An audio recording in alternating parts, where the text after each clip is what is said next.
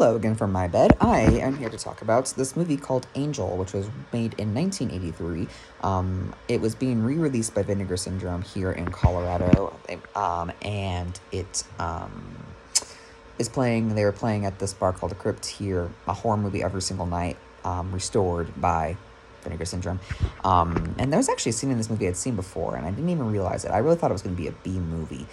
It was really good. It was pretty serious. It is about a boot, yeah, full blown Canadian there. This is going well.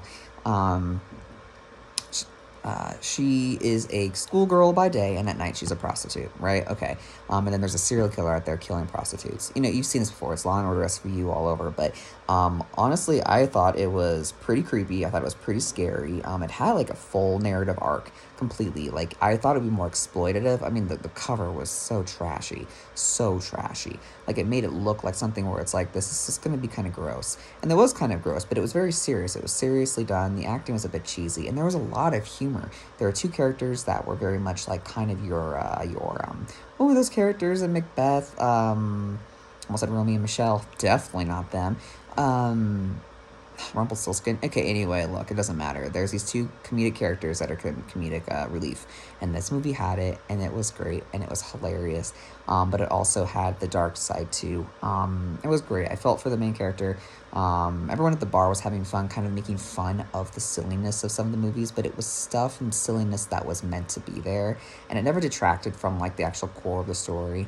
I always respect. I don't like older horror movies. I know it's like sacrilege to say, but more often than not, they seem to be just overacted, a little bit too campy sometimes, and often just go off the rails.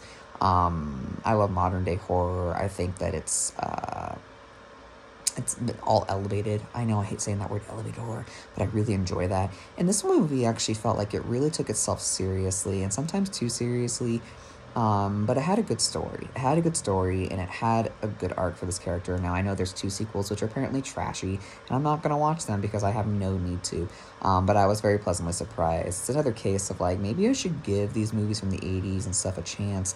I just don't know. I mean, that's kind of problems because I pick ones, and then they suck. And so then the ones that I randomly run into are good. So I'm actually going to go to these movie nights multiple times throughout the month of October to see these films. The one I'm seeing on Friday looks really bad. The one on Sunday is really bad too. But then again, I could be wrong. I mean, that's the thing too, is I don't want to make the assumption. But I don't like classics. I didn't like Alien too much. I didn't like Halloween. I didn't like Friday the 13th. I didn't like Nightmare on Elm Street. I have to admit, but these older ones, like Let's Scare Jessica to Death, I really enjoyed. And so maybe I think I like indie horror in general. So maybe I'd like the indie horror from back then. I'm having a bit of an epiphany right now. I think I actually do like this. I like Burnt Offerings. Okay. I think I found my niche. Okay. Yeah, so that was really good. I mean, again, it wasn't exploitative. I don't think it's anything that would be bad. It had a drag queen prostitute in it for the time of 83, and it didn't actually, use that as a butt of a joke. It was a prostitute who happened to be a male who was a female crossdresser, and that was really cool. I really enjoyed that because it could have gone really, low-hanging fruit, using gay jokes and stuff like that too. There was actually another movie that did that really well. It was an apocalyptic movie that had I'll post it in the description. I'm doing really well today. I think it's basically like LA, the world goes, it doesn't like it would be like a nuclear explosion in LA. It's a really good movie. With Mae Winningham's in it, maybe? It doesn't matter. Anyway, I like movies like that were progressive back in the day. So it's pretty cool.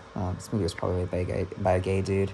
So anyway, I recommend that, and I hope maybe like if anyone has any suggestions of B movies that are good. I don't like the word B. I thought this movie was going to be a B movie because of the way it was presented, and I think that might not do it justice by the way it was done and restored. Not to knock Vinegar Syndrome whatsoever, but I definitely think it might have painted itself into a corner, because I would have never given it a chance.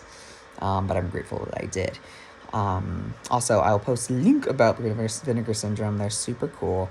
I think it's a very admirable, really neat effort to do and restore movies.